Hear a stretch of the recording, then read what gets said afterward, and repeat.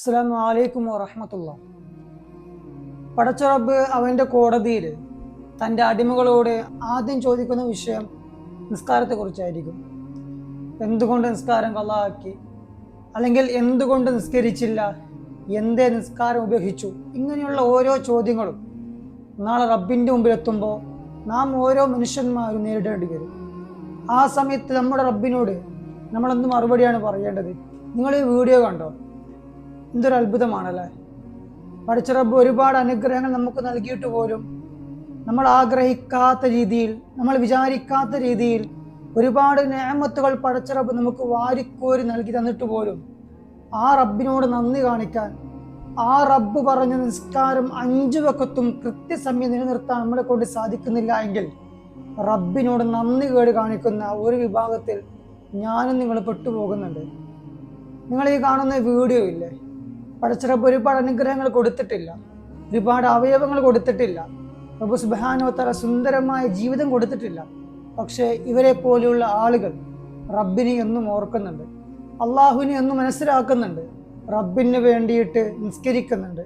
നിന്നുകൊണ്ട് നിസ്കരിക്കാൻ കഴിയാത്തവൻ ഇരുന്നു കൊണ്ട് നിസ്കരിക്കാൻ കഴിയാത്തവൻ മലർന്നു കിടന്നുകൊണ്ടും, ഇനി എങ്ങനെ നിസ്കരിക്കാൻ കഴിയാത്തവനും തൻ്റെ മനസ്സുകൊണ്ട് പോലും നിസ്കരിക്കണമെന്നാണ് പരിശുദ്ധ ഇസ്ലാമിൻ്റെ നിയമം എന്നുള്ളത്.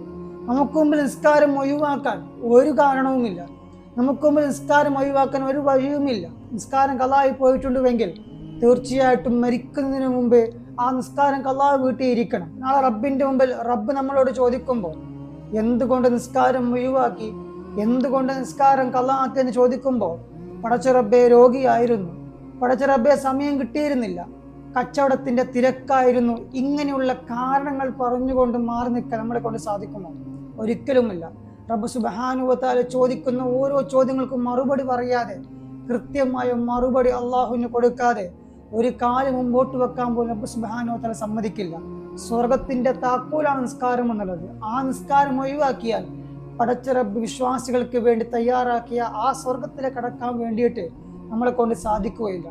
അതുകൊണ്ട് നമ്മുടെ ജീവിതത്തിൽ കുറച്ച് സമയങ്ങളേ ഉള്ളൂ, ആ ജീവിതത്തിൽ നിസ്കാരം 5 വഖത്തും നിലനിർത്തുക.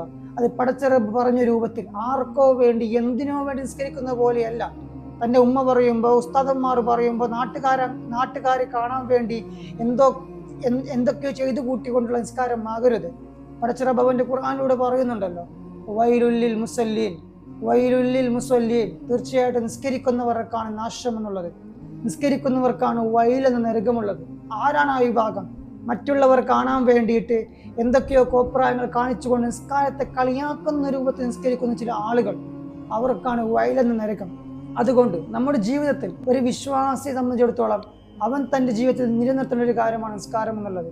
മരിക്കുന്നത് വരെ ഒരു നിസ്കാരം പോലും അനാവശ്യമായി ഖളാ ആകാതെ നല്ല രീതിയിൽ പടച്ച റബ്ബിൻ്റെ മാർഗത്തിൽ നിസ്കാരം നിലനിർത്തിക്കൊണ്ട് ജീവിക്കുക. റബ്ബ് സുബ്ഹാനഹു വ തആല നിസ്കാരം നിലനിർത്തുന്ന, അള്ളാഹുവിനെ സ്നേഹിക്കുന്ന, പടച്ച റബ്ബിൻ്റെ ഹബീബിനെ സ്നേഹിക്കുന്ന യഥാർത്ഥ വിശ്വാസികളിൽ എന്നെ നിങ്ങൾ ഉൾപ്പെടുത്തട്ടെ. ആമീൻ യാ റബ്ബൽ ആലമീൻ. അസ്സലാമു അലൈക്കും.